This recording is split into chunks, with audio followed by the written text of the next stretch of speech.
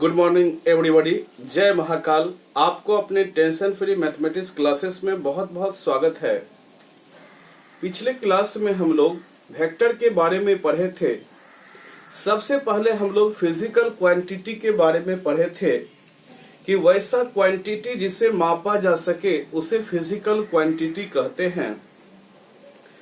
तो किसी भी भौतिक राशि को मापने का दो तरीका हुआ, एक ओनली मैग्नीट्यूड द्वारा और एक मैग्नीट्यूड और डायरेक्शन दोनों द्वारा। केवल मैग्नीट्यूड द्वारा जो मापा जाए उसे स्केलर कहते हैं और मैग्नीट्यूड और डायरेक्शन जिसमें दोनों हो उसको वेक्टर कहते हैं। उसके बाद हम लोग डायरेक्टेड लाइन सेगमेंट के बारे में बताए थे, आपको ध्यान पूर्वक आप लोग सीखे भी थे। डायरेक्टेड लाइन सेगमेंट के बारे में बताए थे। आज आपको कैरेक्टराइजेशन ऑफ वेक्टर सिखा रहे हैं, यानी वेक्टर का गुण सिखा रहे हैं। आप लोग ध्यान पूर्वक सीखिएगा, जो कि बहुत इंपॉर्टेंट है। आप लोग को वेक्टर 3D पे खास करके बहुत अच्छे तरीके से ध्यान देना है, क्योंकि इस चैप्टर में फार्मूला कम है और कंसेप्ट ज्यादा है। देखने में ये चैप्टर छोटा है, लेकिन आप लोग जानते हैं देखन में छोटन लगे घाव करे गंभीर। इसीलिए देखने में छोटा है लेकिन बहुत खतरनाक चैप्टर है। इसीलिए आप लोग बहुत अच्छे तरीके से ध्यान दीजिएगा, बहुत इंपॉर्टेंट है ये chapter. Every vector have 3 essential characteristic, यानी प्रत्येक वेक्टर का 3 गुण होता है। जैसे आदमी का गुण होता है ना, उसी तरह प्रत्येक वेक्टर का 3 गुण होता है। पहला है लेंथ, दूसरा है सपोर्ट और तीसरा है सेंस। Length, support, sense. किसी भी वेक्टर का कितना गुण होता है? 3 गुण होता है। पहला क्या होता है बाबू? लेंथ। दूसरा क्या होता है? सपोर्ट। तीसरा क्या होता है? सेंस। अब बारी बारी से तीनों के बारे में हम बताने जा रहे हैं, आप लोग ध्यान पूर्वक सीखिएगा। पहला है लेंथ या मैग्नीट्यूड या मॉडुलस ऑफ ए वेक्टर।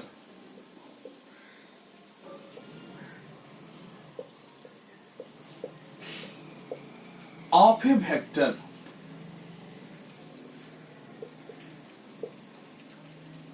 ठीक है। लेंथ को ही मैग्नीट्यूड कहा जाता है और उसी को मॉडुलस भी कहा जाता है।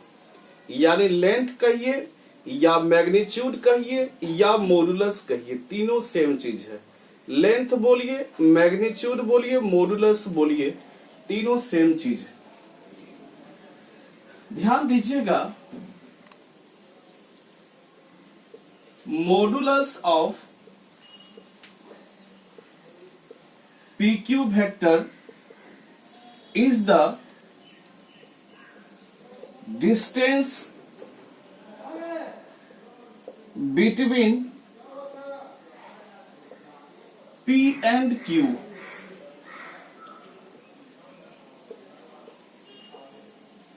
PQ वेक्टर का जो मॉडुलस है वो क्या है? तो P और Q के बीच का जो डिस्टेंस है वही PQ वेक्टर का मॉडुलस कहा जाता है, या लेंथ कहा जाता है, या मैग्नीट्यूड कहा जाता है। इट इज डिनोटेड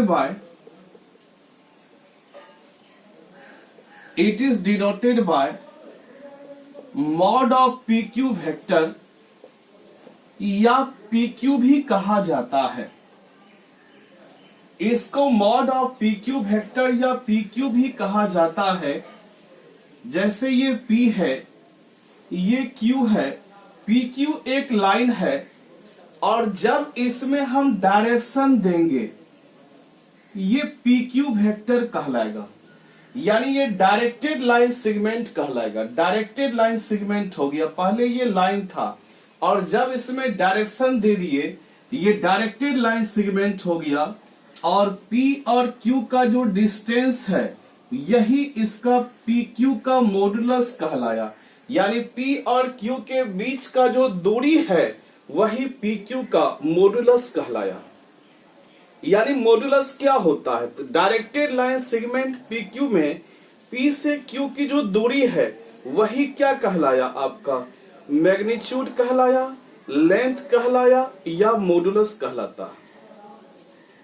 पूछेगा डायरेक्टेड लाइन सेगमेंट PQ का लेंथ क्या है, बताइए लेंथ क्या है या मैग्नीट्यूड क्या है या मॉड्यूलस क्या है? तो डायरेक्टेड लाइन सेगमेंट PQ में P से Q की जो दूरी है यानी P और Q के बीच का जो दूरी है वही क्या कहलाया? लेंथ या मैग्नीट्यूड या मॉड्यूलस कहलाया। याद रहेगा डायरेक्टेड लाइन सेगमेंट PQ का लेंथ क्या कहलाएगा? तो डायरेक्टेड लाइन सेगमेंट PQ का लेंथ कहलाएगा P और Q के बीच की जो दूरी है वही लेंथ कहलाएगा या मैग्नीट्यूड कहलाएगा या मॉड्यूलस कहलाएगा। ठीक है,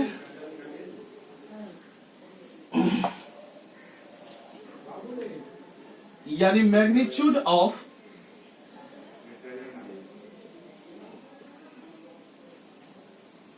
A vector is denoted by mod of A vector या A से डिनोट करते हैं। मैग्नीट्यूड ऑफ A वेक्टर को मॉड ऑफ A वेक्टर या A से डिनोट करते हैं। पूछेगा मैग्नीट्यूड ऑफ B वेक्टर को किससे डिनोट करेंगे? तो मॉड ऑफ B वेक्टर या B से डिनोट करेंगे। इसको नोट्स कर ले। पूछेगा लेंथ क्या है डायरेक्टेड लाइन सेगमेंट PQ का? तो P और Q के बीच की जो दूरी है वही डायरेक्टेड लाइन सेगमेंट PQ का लेंथ कहलाता है। उतार लीजिए।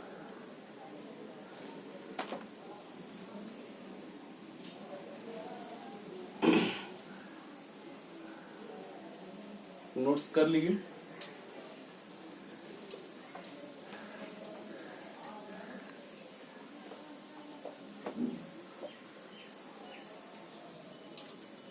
लेंथ के बाद है दूसरा सपोर्ट। ये सपोर्ट क्या चीज है? Support the line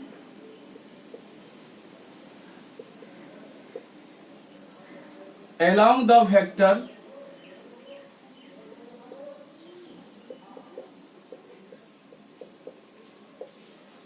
is defined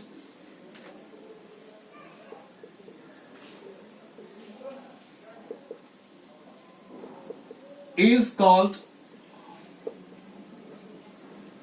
support या support of line.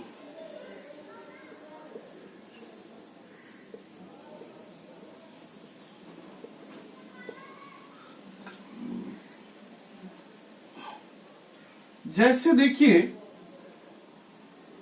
PQ directed line segment है।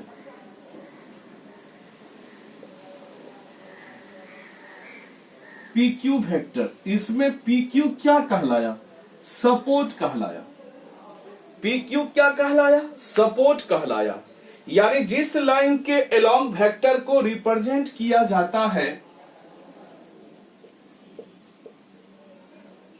जिस लाइन के अलोंग वेक्टर को रिप्रेजेंट किया जाता है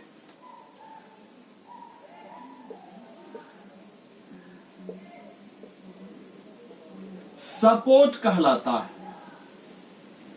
सपोर्ट कहलाता है।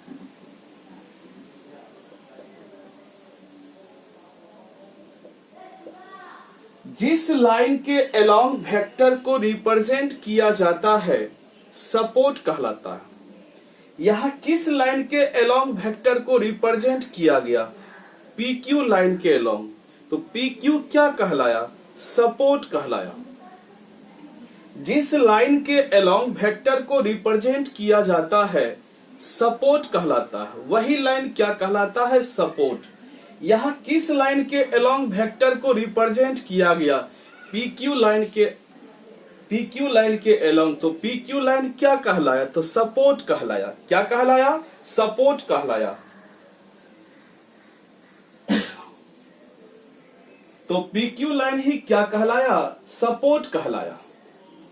तो सबसे पहले डायरेक्टेड लाइन सेगमेंट में, सबसे पहले उस डायरेक्टेड लाइन सेगमेंट में पहला पॉइंट P है, PQ, sorry, directed line segment PQ में पहला पॉइंट P है, दूसरा पॉइंट Q है, यानी इनिशियल पॉइंट P और टर्मिनल पॉइंट Q, इसको PQ वेक्टर, इसमें जब हम लोग डायरेक्शन दे देते हैं ये PQ वेक्टर कहलाता है। यानी वैसा डायरेक्टेड लाइन सेगमेंट जिसका इनिशियल पॉइंट P हो और टर्मिनल पॉइंट Q हो, उसे PQ वेक्टर से डिनोट किया जाता है।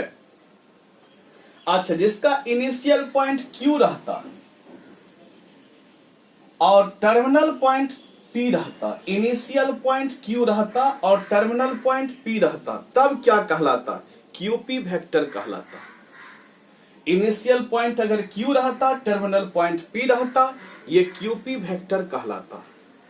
ये बात समझ गए? और हम पिछले क्लास में ये भी बताए हैं PQ वेक्टर को हम QP वेक्टर नहीं लिख सकते हैं, चूंकि PQ वेक्टर मतलब हुआ उसका इनिशियल पॉइंट P और टर्मिनल पॉइंट Q हुआ, और QP का अर्थ क्या हुआ कि इनिशियल पॉइंट Q और टर्मिनल पॉइंट P हो गया। दोनों में अंतर है। PQ वेक्टर का अर्थ होता है P से Q, और QP वेक्टर का अर्थ क्या होता है? Q से P। दोनों डिफरेंट है। वैसे केवल PQ और QP दोनों सेम है। PQ लाइन बोलेगा या QP लाइन बोलेगा, ठीक है, ये दोनों सेम है, लेकिन PQ वेक्टर और QP वेक्टर दोनों डिफरेंट है। इसीलिए आप लोग PQ वेक्टर को QP वेक्टर नहीं लिख सकते हैं। इसको नोट्स कर लें।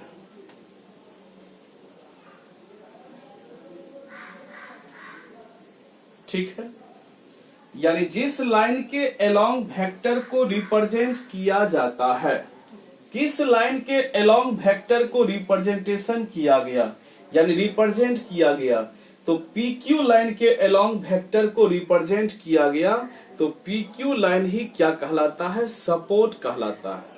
जिस लाइन के अलोंग वेक्टर को रिप्रेजेंट करते हैं उसी लाइन को क्या कहते हैं? सपोर्ट कहते हैं, या सपोर्ट ऑफ लाइन कहते हैं।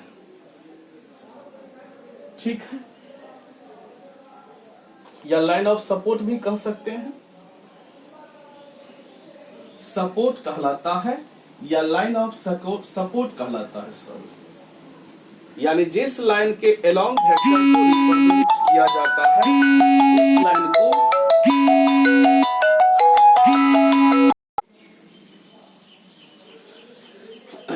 जिस लाइन के अलोंग वेक्टर को रिप्रेजेंट किया जाता है उसी लाइन को क्या कहते हैं? सपोर्ट कहते हैं।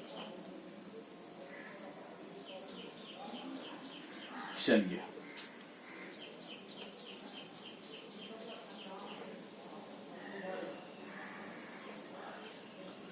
तीसरा है sense.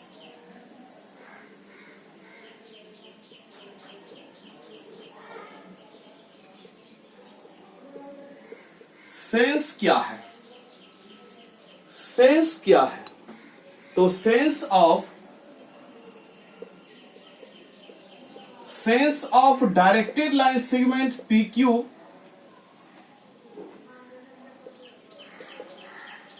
Directed line segment PQ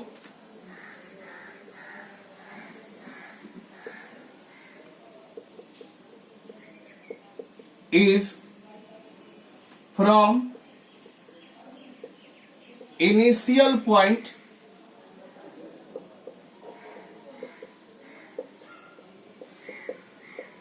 P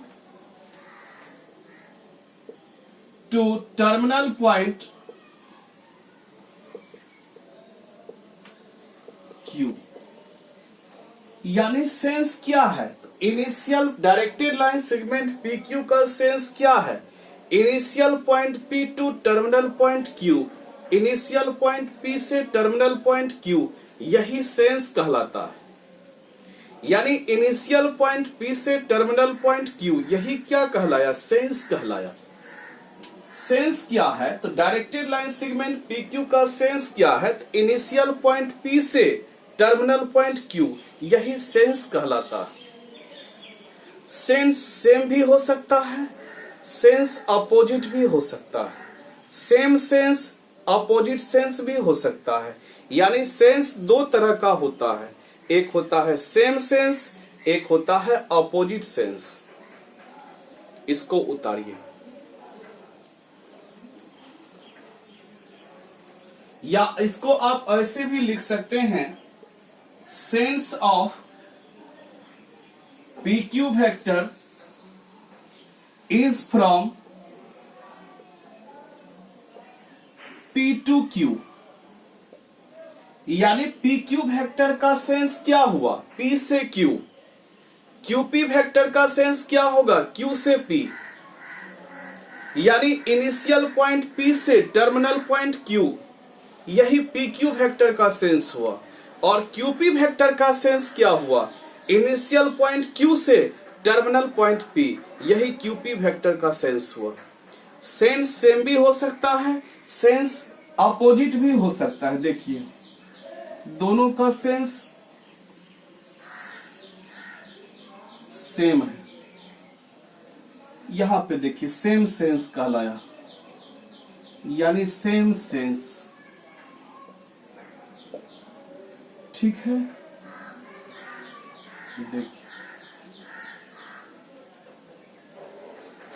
ये अपोजिट सेंस कहलाया, अपोजिट सेंस।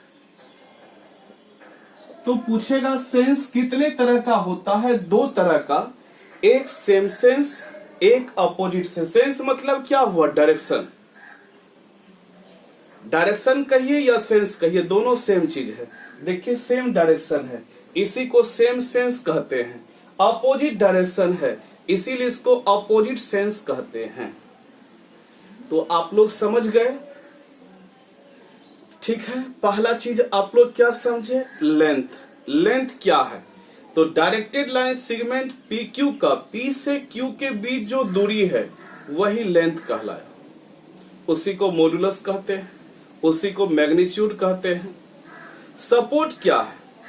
जिस लाइन के अलोंग वेक्टर को रिप्रेजेंट किया जाता है, उसी लाइन को सपोर्ट कहते हैं, या लाइन ऑफ सपोर्ट भी कह सकते हैं। जिस लाइन के अलोंग वेक्टर को रिप्रेजेंट किया जाता है, उसी को क्या कहते हैं?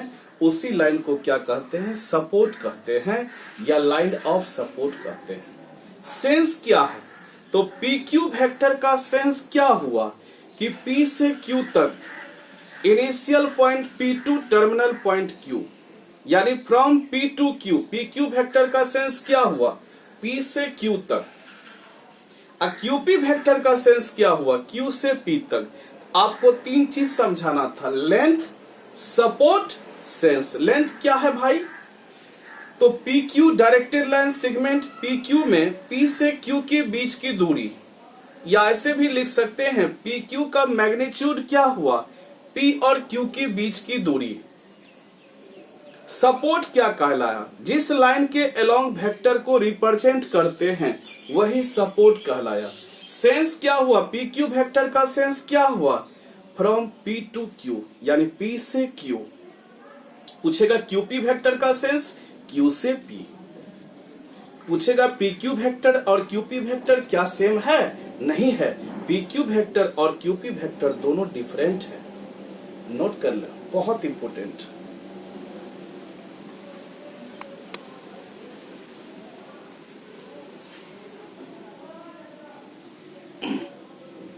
सेंस कितने तरह का होता है? दो तरह का, एक सेम सेंस, एक opposite sense.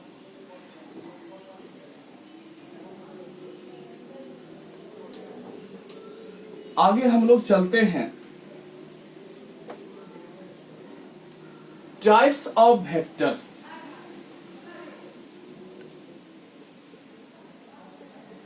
Types of vector. Vector का टाइप। पहला टाइप है वेक्टर का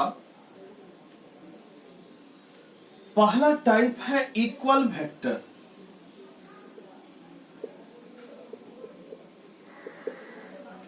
इक्वल वेक्टर किसे कहते हैं? इक्वल से पहले आप लोग चलिए मैग्नीट्यूड को एक बार फिर से दोहराते हैं, क्योंकि मैग्नीट्यूड बहुत इंपॉर्टेंट है। यानी magnitude of A vector,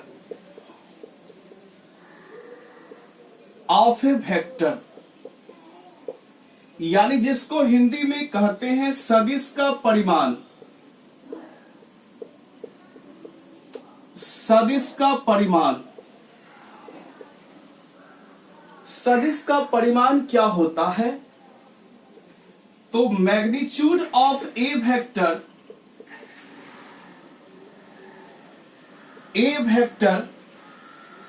is denoted by mod of A vector, या ए से डिनोट करते हैं। ए वेक्टर के मैग्नीट्यूड को मॉड ऑफ ए वेक्टर या ए से डिनोट करते हैं। मैग्नीट्यूड निकालते कैसे हैं सीखिएगा, बड़ा इंपॉर्टेंट है। जैसे आपको वेक्टर ए बराबर दे देगा कि आई क्या प्लस 2j क्या प्लस 3k क्या, ये क्वेश्चन दे दिया, बोलेगा find magnitude of A vector, यानी ए वेक्टर का मैग्नीट्यूड निकालना है, बड़ा इंपॉर्टेंट है। तो मैग्नीट्यूड ऑफ ए वेक्टर बराबर हो जाएगा रूट अंडर आई का कॉफिशिएंट देखिए कितना है, 1 है, 1 का स्क्वायर, जे का कॉफिशिएंट 2 का स्क्वायर, के का कॉफिशिएंट 3 का स्क्वायर, यानी 9 4 13 1 14 हो जाएगा। और मैग्नीट्यूड जब भी होता है यूनिट में होता है, रूट अंडर 14 यूनिट हो जाएगा इसका मैग्नीट्यूड। आप ये भी लिख सकते हैं ए बराबर रूट अंडर 14 यूनिट, चूंकि मैग्नीट्यूड ऑफ ए वेक्टर और ए दोनों सेम चीज है। मैग्नीट्यूड ऑफ ए वेक्टर लिखिए या ए लिखिए। तो कैसे मैग्नीट्यूड निकालते हैं? रूट अंडर आई के गुणक कितना है, 1 का स्क्वायर, जे का गुणक कितना है 2 का स्क्वायर, के का गुणक कितना है 3 का स्क्वायर, और सभी के वर्ग का जो जोड़ है वही मैग्नीट्यूड कहलाया। यानी आई के कॉफिशिएंट का स्क्वायर प्लस जे के कॉफिशिएंट का स्क्वायर प्लस के कॉफिशिएंट का स्क्वायर, और तीनों का जो सम है वही मैग्नीट्यूड कहलाया। यानी तीनों के सम का जो रूट है वही मैग्नीट्यूड कहलाया। यानी आई के कॉफिशिएंट का स्क्वायर प्लस जे के कॉफिशिएंट का स्क्वायर प्लस के कॉफिशिएंट का स्क्वायर, और तीनों का सम का जो स्क्वायर रूट है उसी को हम लोग क्या कहते हैं, मैग्नीट्यूड कहते हैं। जैसे देखिए एग्जाम्पल नंबर 2 हम लोग प्रस्तुत कर रहे हैं। वेक्टर ए बराबर i cap minus 2j cap minus 3k cap, पूछेगा find magnitude of A vector, यानी ए वेक्टर का मैग्नीट्यूड निकालना है। तो मैग्नीट्यूड ऑफ ए वेक्टर बराबर हो जाएगा रूट अंडर, आप देख लीजिए कि आई का कॉफिशिएंट कितना है, 1 है, तो 1 का स्क्वायर, जे का कॉफिशिएंट -2 का स्क्वायर, के का कॉफिशिएंट -3 का स्क्वायर, यानी 9 4 13 13 1 क्या होगा 14, यानी रूट अंडर 14 यूनिट हो जाएगा। यही इसका मैग्नीट्यूड कहलाया। यानी आई के कॉफिशिएंट का स्क्वायर बीच में प्लस ही रहेगा, जे के कॉफिशिएंट का स्क्वायर बीच में प्लस ही रहेगा, के कॉफिशिएंट का स्क्वायर, यही मैग्नीट्यूड कहलाया।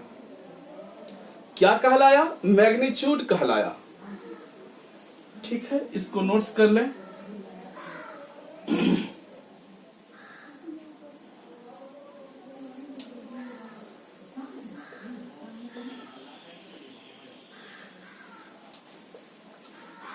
आपको पूछेगा ए वेक्टर बराबर, तीसरा एग्जाम्पल 1/√3 आई कैप प्लस 1/√3 जे कैप प्लस 1/√3 के कैप। पूछेगा find magnitude of A vector. A vector का मैग्नीट्यूड निकालिए, तो आराम से निकाल सकते हैं। मैग्नीट्यूड ऑफ ए वेक्टर बराबर हो जाएगा, मैग्नीट्यूड निकालने आप लोग जानते हैं रूट अंडर क्या होता है, आई का कोफिशिएंट का स्क्वायर। आई का कोफिशिएंट 1/√3 होता है, इसका स्क्वायर। जे का कोफिशिएंट 1/√3 होता है, के का कोफिशिएंट 1/√3 होता है। ठीक है, अब इसका रिजल्ट हो जाएगा 1/3 प्लस 1/3 प्लस 1/3 हो जाएगा। रिजल्ट होगा रूट अंडर 3/3 और कटेगा, रिजल्ट 1 हो जाएगा, यानी 1 यूनिट हुआ। इसका मैग्नीट्यूड कितना यूनिट हुआ? 1 यूनिट हुआ। और मैग्नीट्यूड ऑफ ए वेक्टर को ही ए कहा जाता है। आप लोग सीख गए मैग्नीट्यूड बहुत अच्छे तरीके से।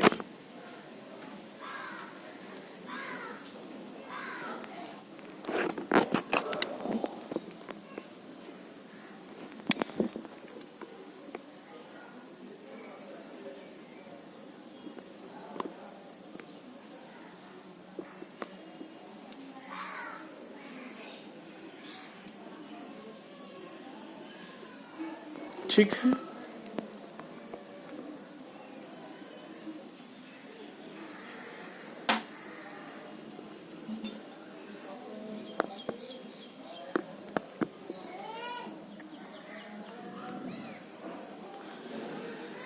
आपको पूछेगा चौथा नंबर एग्जाम्पल है,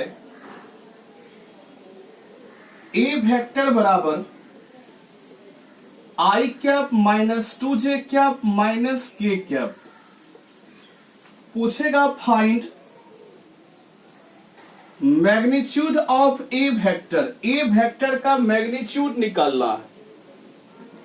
ए वेक्टर का मैग्नीट्यूड निकालना है, तो मैग्नीट्यूड ऑफ ए वेक्टर बराबर हो जाएगा, आप लोग मैग्नीट्यूड निकालने के लिए सीखे हैं रूट अंडर आई का कोफिशिएंट 1 का स्क्वायर, जे का कोफिशिएंट -2 का स्क्वायर, के का कोफिशिएंट -1 का स्क्वायर हो जाएगा, यानी 1 + 4 + 1 रूट अंडर 6 यूनिट हो जाएगा। यही आपका मैग्नीट्यूड कहलाया।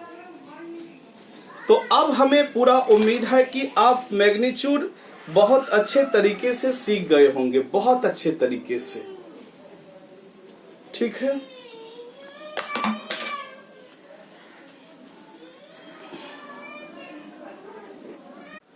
चलिए सेकेंड नंबर हम लोग चलते हैं इक्वल वेक्टर में। इक्वल वेक्टर को ही बराबर सदिश कहा जाता है। अब देखिए बराबर सदिश क्या है, इक्वल वेक्टर क्या है।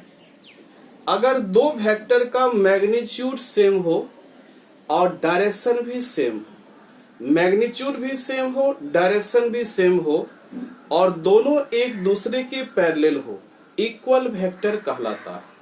कौन वेक्टर कहलाता है? इक्वल वेक्टर कहलाता है। यानी two vector are said to be equal, दो वेक्टर इक्वल वेक्टर कहलाता है।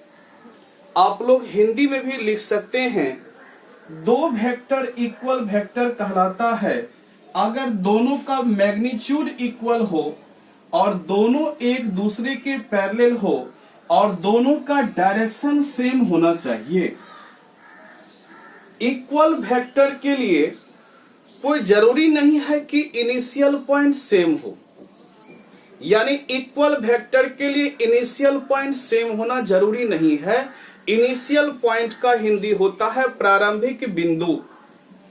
लिखिए आप लोग, दो वेक्टर इक्वल वेक्टर कहलाता है। लिखिए, दो वेक्टर बराबर सदिश कहलाता है अगर दोनों का परिमाण सेम हो, दोनों एक दूसरे के पैरेलल हो और दोनों का डायरेक्शन भी सेम हो। इक्वल वेक्टर के लिए प्रारंभिक बिंदु सेम कोई जरूरी नहीं है। कोई जरूरी नहीं है कि इक्वल वेक्टर के लिए इनिशियल पॉइंट सेम हो, यानी इक्वल वेक्टर के लिए इनिशियल पॉइंट सेम होना कोई जरूरी नहीं है। लिख लिए। यहां देखिए A B vector, A B और सी डी बराबर है। ए बी लाइन सेगमेंट और सी डी लाइन सेगमेंट दोनों बराबर है, यानी ए बी बराबर सी डी है। और देखिए एक दूसरे के पैरेलल भी है, दोनों का मैग्नीट्यूड भी सेम है। A B equal to C D, देखिए दोनों का लंबाई समान है कि नहीं। A B equal to C D, दोनों का मैग्नीट्यूड भी सेम है, दोनों का डायरेक्शन भी सेम है और दोनों एक दूसरे के पैरेलल है, यानी ए बी वेक्टर और C D vector equal vector कहलाया। यानी दो वेक्टर बराबर सदिश तब कहलाएगा, दो वेक्टर बराबर सदिश तब कहलाएगा जबकि दोनों का मैग्नीट्यूड सेम हो, दोनों एक दूसरे के पैरेलल हो, दोनों का डायरेक्शन भी सेम हो, तब वो इक्वल वेक्टर कहलाता है। इक्वल वेक्टर के लिए सेम इनिशियल पॉइंट होना जरूरी नहीं है। यहां देखिए ए बी और सी डी का मैग्नीट्यूड सेम है, डायरेक्शन सेम है और दोनों एक दूसरे के पैरेलल है, यानी ए बी वेक्टर और C D vector equal vector कहलाया। यानी ऐसे भी लिख सकते हैं two vector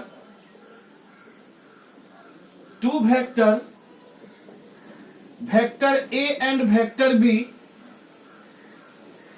is said to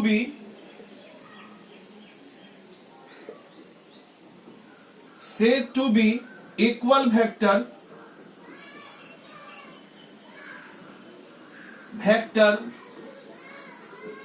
if magnitude of a vector बराबर magnitude of b vector and a vector and b vector having same direction.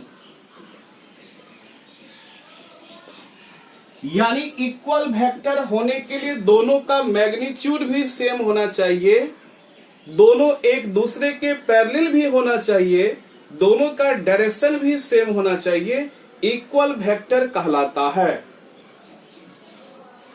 Notes कर लें।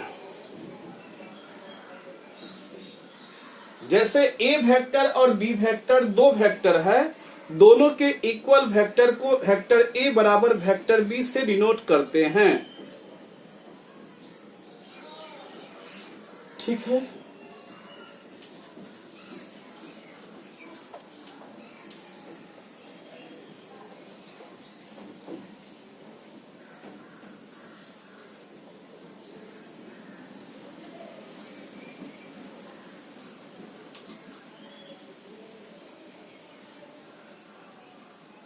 ठीक है।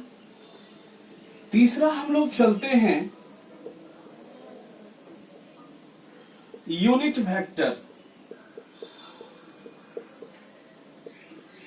जिसको इकाई सदिश कहते हैं।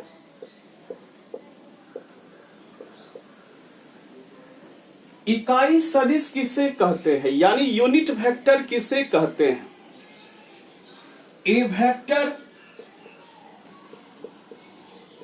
whose modulus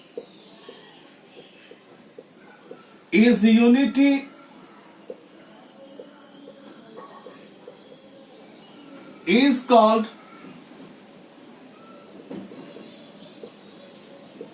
unit vector. Unit vector. The unit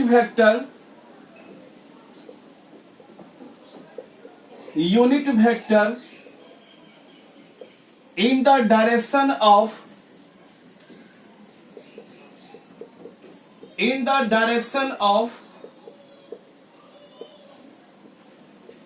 vector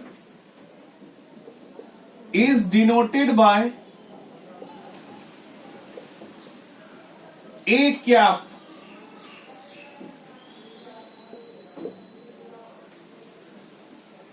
and it's defined as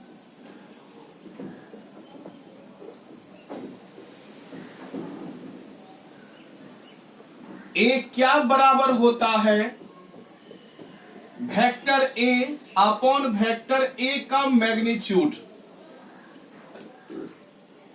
यानी यूनिट वेक्टर कहते किसको है? सबसे पहले समझिए, वैसा वेक्टर जिसका मॉडुलस यूनिटी हो, यानी जिसका मॉडुलस यूनिटी हो, जिसका मैग्नीट्यूड 1 हो, उसे यूनिट वेक्टर कहते हैं। याद रहेगा, वैसा वेक्टर जिसका मैग्नीट्यूड 1 हो उसको यूनिट वेक्टर कहते हैं।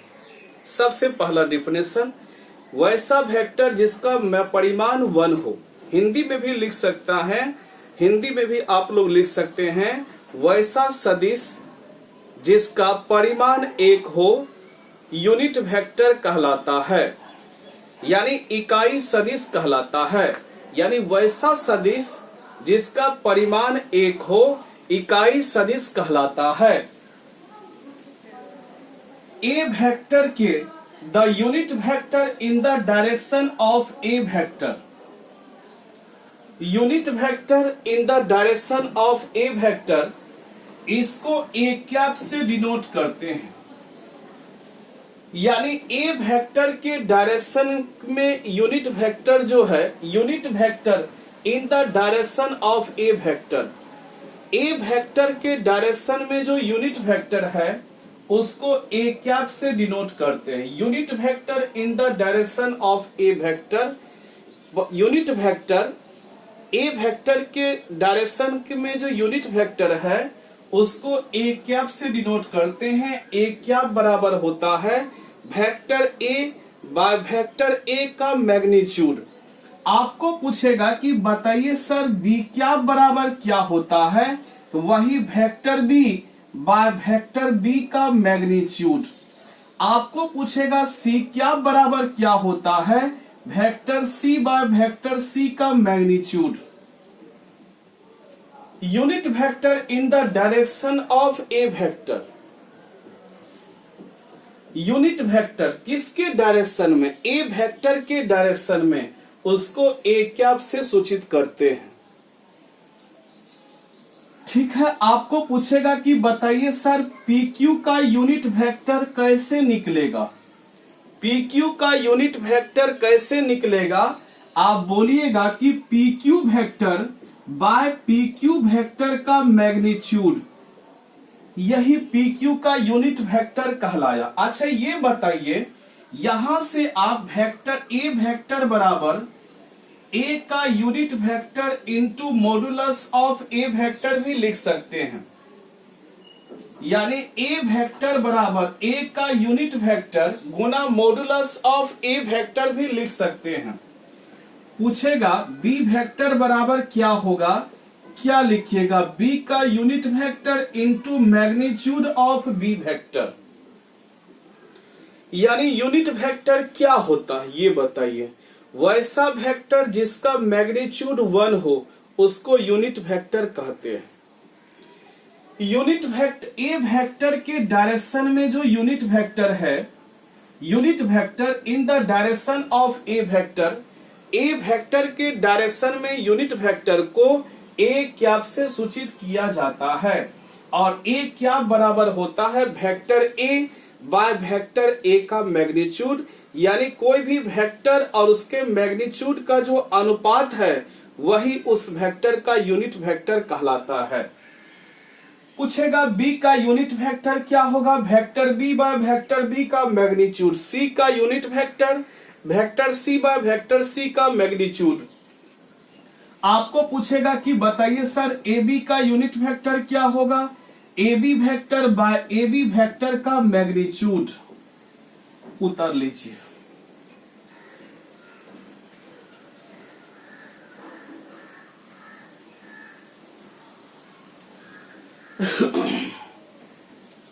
चलिए नोट्स कर लिए।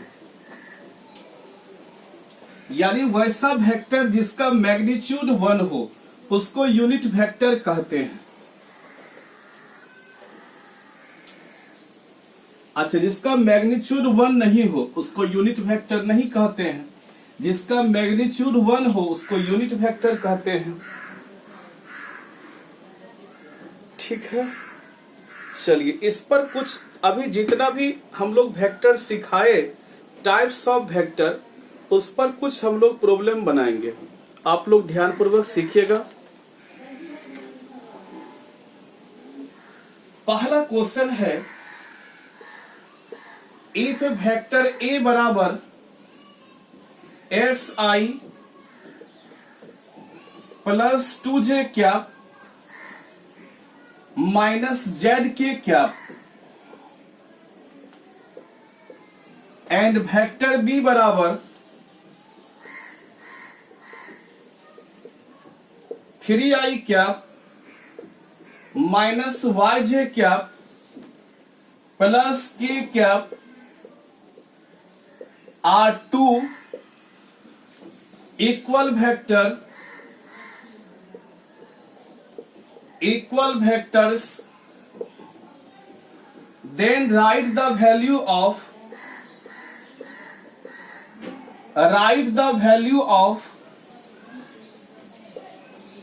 x plus y plus z। ये क्वेश्चन सीबीएसई 2013 में पूछा गया सवाल है। वेक्टर ए बराबर दिया गया है, वेक्टर बी बराबर दिया गया है, कहता है ये इक्वल वेक्टर है। वेक्टर ए और वेक्टर बी अगर इक्वल वेक्टर है, इसको इस तरह रिप्रेजेंट करते हैं, वेक्टर ए बराबर वेक्टर बी। वेक्टर ए का मान देखिए क्या है, x i cap plus 2j cap minus z k cap, और वेक्टर बी का मान कितना है, 3i cap minus yj cap plus k cap. ये दोनों इक्वल है। इक्वल वेक्टर का क्या होता है, मैग्नीट्यूड सेम होता है। तो देख लीजिए मैग्नीट्यूड सेम होता है, यानी x इक्वल टू 3 हो गया, माइनस y इक्वल टू 2 हो गया। इक्वल वेक्टर का मैग्नीट्यूड सेम होता है। Minus z equal to k का कॉफिशिएंट माइनस z, और यहां k का कॉफिशिएंट 1, यानी z इक्वल टू माइनस 1 हो गया, y इक्वल टू माइनस 2 हो गया। अब कहता है कि x plus Y plus Z का मान निकालने। x का मान 3, y का मान माइनस 2, z का मान माइनस 1, यानी रिजल्ट हो गया 3 माइनस 3, रिजल्ट 0 हो गया, वैल्यू निकल गया। ये क्वेश्चन सीबीएसई 2013 में पूछा गया सवाल है, उतार लीजिए, नोट्स कर लिए।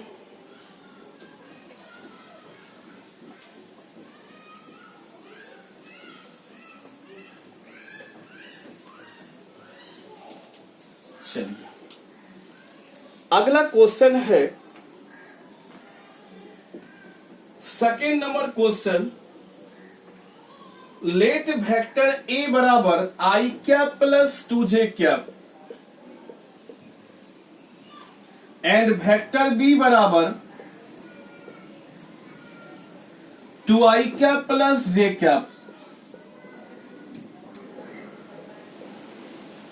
is magnitude of a vector बराबर magnitude of b vector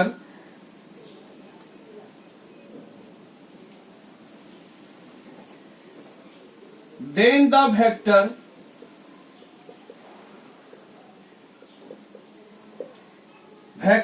A and vector B are equal.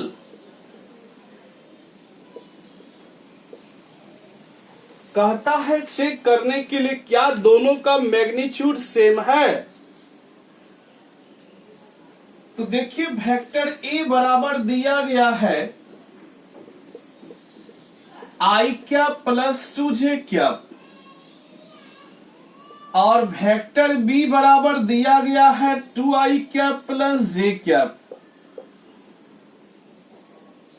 देखिए वेक्टर ए दिया है, और वेक्टर बी भी दिया है, यानी वेक्टर ए और वेक्टर बी आपका दिया गया है।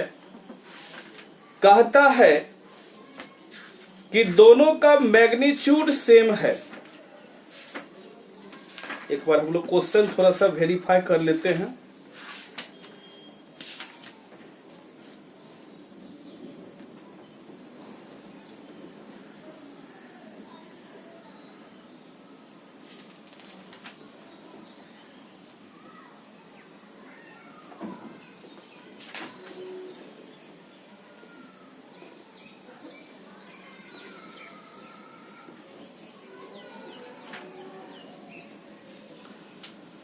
ठीक है, वेक्टर ए बराबर दिया गया है i cap plus 2j cap,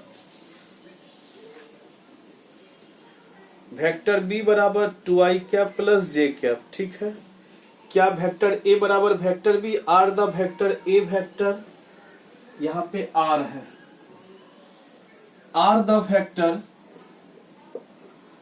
A vector and B vector are equal. ध्यान दीजिएगा, दोनों का मैग्नीट्यूड पहले का था, मैग्नीट्यूड निकालेंगे। बताइए, आई का कोफिशिएंट 1 हो गया, जे का कोफिशिएंट 2 हो गया, √5 हो जाएगा। मैग्नीट्यूड ऑफ बी वेक्टर निकालेंगे, आई का कोफिशिएंट 2 हो गया, जे का कोफिशिएंट 1 हो गया, रिजल्ट √5 हो गया। तो दोनों का मैग्नीट्यूड तो सेम है, यानी वेक्टर ए बराबर वेक्टर बी, दोनों का मैग्नीट्यूड क्या है, सेम है। क्या ये इक्वल वेक्टर कहलाएगा? नहीं कहलाएगा। इक्वल तब होगा जबकि दोनों का मैग्नीट्यूड भी सेम हो और डायरेक्शन भी सेम हो। यानी A vector and B vector are not called equal vector. चूंकि दोनों का मैग्नीट्यूड तो सेम है लेकिन डायरेक्शन सेम नहीं है, इसीलिए ये इक्वल वेक्टर नहीं कहलाएगा। इक्वल वेक्टर के लिए दोनों का मैग्नीट्यूड और डायरेक्शन दोनों सेम होना चाहिए, ये इक्वल वेक्टर नहीं कहलाएगा। मैग्नीट्यूड तो दोनों का सेम है लेकिन डायरेक्शन सेम नहीं है, इसीलिए ये इक्वल वेक्टर नहीं कहलाएगा। इसको नोट्स कर लें। चलिए, इक्वल वेक्टर के लिए मैग्नीट्यूड भी सेम होना चाहिए और डायरेक्शन भी सेम होना चाहिए।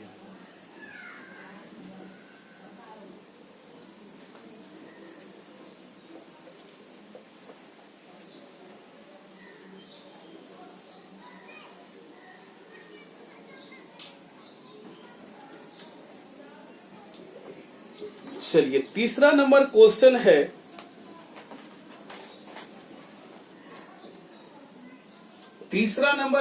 है, find the value of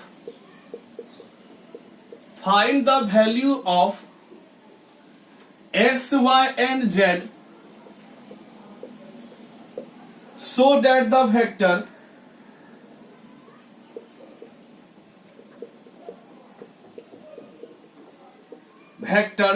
vector A बराबर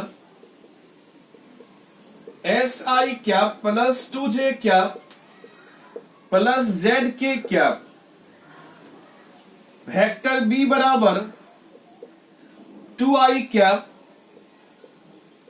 plus yj cap plus k cap are equal.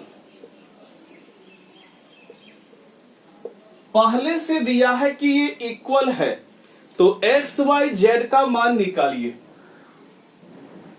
पहले से दिया है कि ये इक्वल है, एक्स वाई जेड का मान निकालिए। वेक्टर ए बराबर वेक्टर बी से रिप्रेजेंट करते हैं। वेक्टर ए और वेक्टर बी अगर इक्वल वेक्टर है, इसको वेक्टर ए बराबर वेक्टर बी से रिप्रेजेंट करते हैं, यानी एक्स आई क्या प्लस 2j क्या प्लस zk क्या बराबर हो जाएगा 2i plus yj plus k। पहले से दिया है कि इक्वल है, ठीक है। दोनों का मैग्नीट्यूड सेम होगा। बताइए x बराबर क्या होगा 2, y बराबर क्या होगा 2। देखिए j का कॉफिशिएंट 2 है, j का कॉफिशिएंट y है, यहाँ k का कॉफिशिएंट z है और यहाँ k का कॉफिशिएंट 1 है, यानी x का मान 2, y का मान 2, z का मान 1 बन गया। पहले से दिया था इक्वल है, नोट्स कर ले।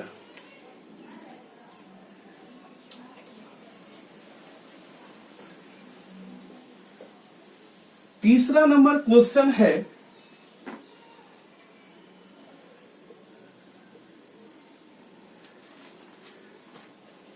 फर्स्ट सेकेंड थर्ड 3 ठो बताए हैं, चौथा नंबर होगा। चौथा नंबर क्वेश्चन है, find the value of x, find the value of x for which x into i cap plus j cap plus k cap is a unit vector.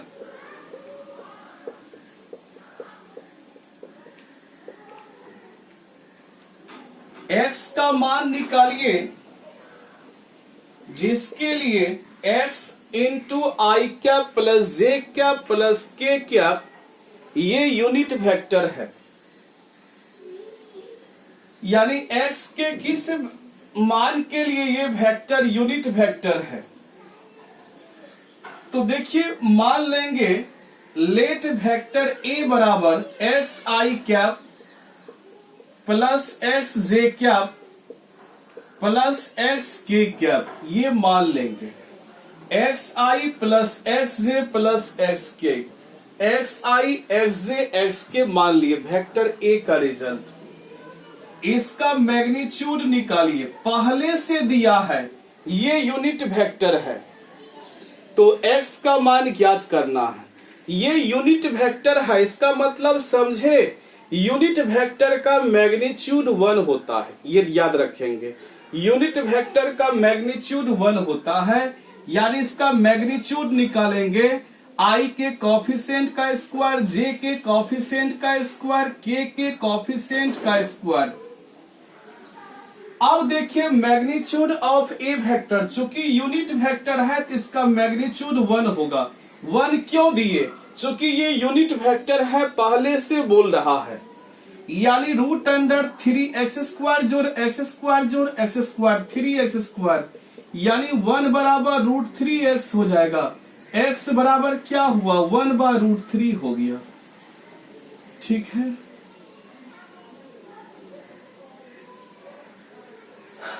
Plus minus में होगा,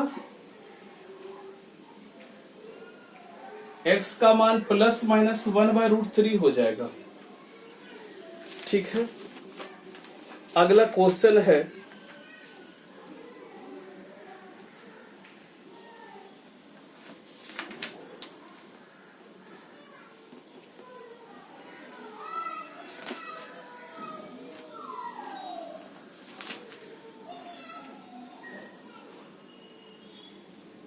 अगला क्वेश्चन है 4 के बाद है 5 नंबर question.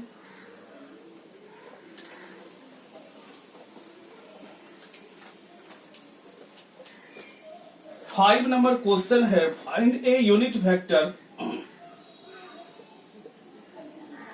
Find a unit vector, unit vector in the direction of the vector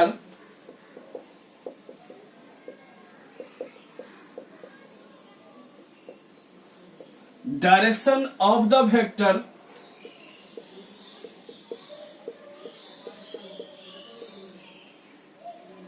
a vector बराबर 2i cap plus 3j cap plus k cap. Unit vector निकालना है। क्या निकालना है? यूनिट वेक्टर निकालना है। ठीक है, तो यूनिट वेक्टर आप लोग निकालने जानते हैं। Unit vector, unit vector in the direction of a vector, इसको a कैप से डिनोट करते हैं। इज तो क्वेश्चन था find a unit vector in the direction of the vector vector A बराबर 2i plus 3j plus k cap. तो unit vector in the direction of vector A को A cap से denote करते हैं। A cap बराबर होता है vector A by vector A का मैग्नीट्यूड। यूनिट वेक्टर निकालना बहुत आसान है, यानी जो भी वेक्टर है उसके मैग्नीट्यूड से डिवाइड कर दीजिए, वही यूनिट वेक्टर कहलाएगा। ठीक है, तो 2i प्लस 3j प्लस के इसके मैग्नीट्यूड से डिवाइड कर दिए, यही यूनिट वेक्टर कहलाया। क्या कहलाया? यूनिट वेक्टर कहलाया। यानी यूनिट वेक्टर का मैग्नीट्यूड क्या होता है? यूनिट वेक्टर का मैग्नीट्यूड 1 होता है। यानी यूनिट वेक्टर वैसा वेक्टर है जिसका मैग्नीट्यूड क्या हो? 1 हो। यानी मैग्नीट्यूड अगर 1 रहेगा, समझ जाएंगे ये यूनिट वेक्टर है।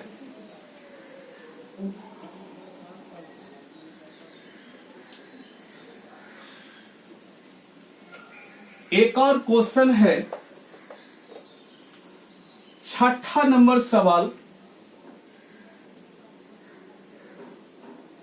6ठा नंबर सवाल,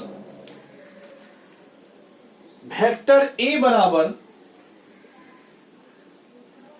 3i माइनस 2j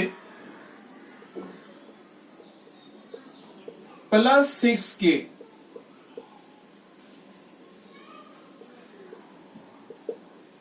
हमको यूनिट वेक्टर निकालना है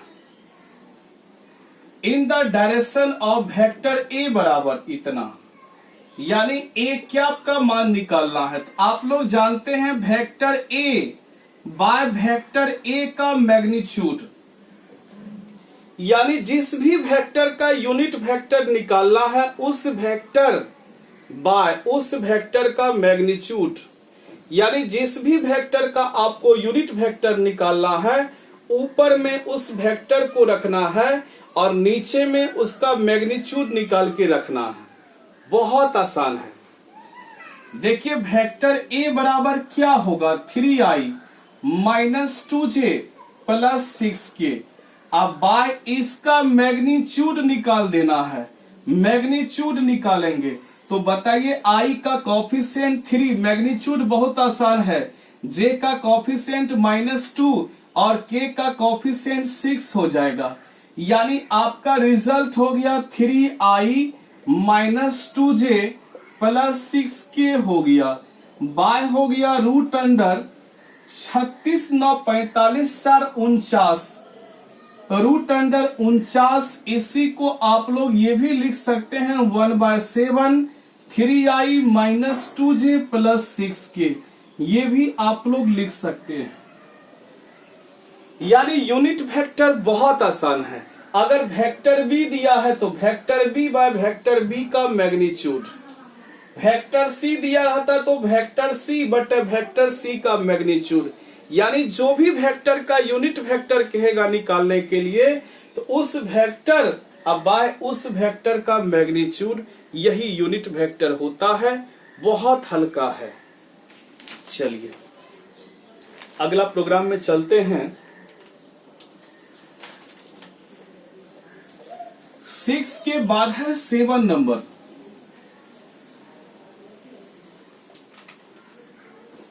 सेवन नंबर है, if 2i cap plus 3j cap and xi cap plus yj cap are equal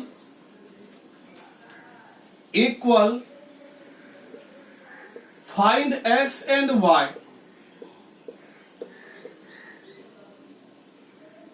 question में ये दिया गया है कि ये इक्वल है, पहले से दे दिया है। यानी 2i प्लस 3j इक्वल है किसका, xi प्लस yj का इक्वल है। इक्वल वेक्टर का मैग्नीट्यूड सेम होता है, तो बताइए x का वैल्यू कितना होगा 2, y का वैल्यू क्या होगा 3। यही रिजल्ट हो गया, बहुत आसान है। तो टोटल 7 क्वेश्चन आज हम बताए आपको और कुछ एग्जाम्पल का भी क्वेश्चन बताए।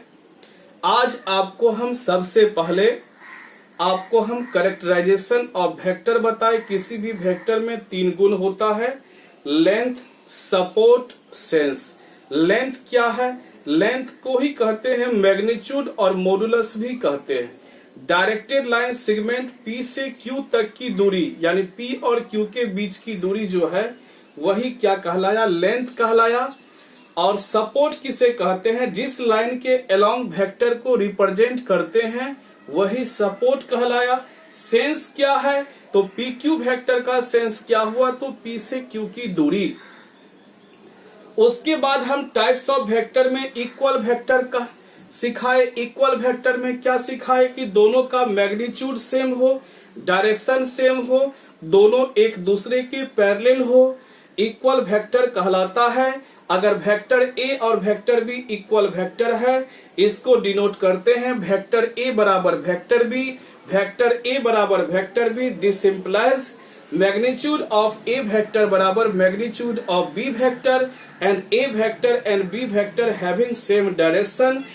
देखिए इक्वल वेक्टर के लिए इनिशियल पॉइंट सेम होना कोई जरूरी नहीं है। उसके बाद हम लोग सिखाए थे इक्वल वेक्टर के बाद यूनिट वेक्टर सिखाए थे। यूनिट वेक्टर किसे कहते हैं, जिसका मैग्नीट्यूड 1 हो। Unit vector in the direction of A vector, A vector के डायरेक्शन में जो यूनिट वेक्टर है उसको ए कैप से डिनोट करते हैं। ए कैप बराबर वेक्टर ए बटे वेक्टर ए का मैग्नीट्यूड। यहाँ तक आपको हम सिखाए हैं। आपको हमें पूरा उम्मीद है कि आपको समझ में अच्छी तरह आया होगा। वीडियो को ज्यादा से ज्यादा लाइक कर दीजिएगा, शेयर कर दीजिएगा, सब्सक्राइब कर दीजिएगा, ताकि हर तरह का स्टूडेंट को इसका फायदा मिले। तो आज के लिए इतना ही।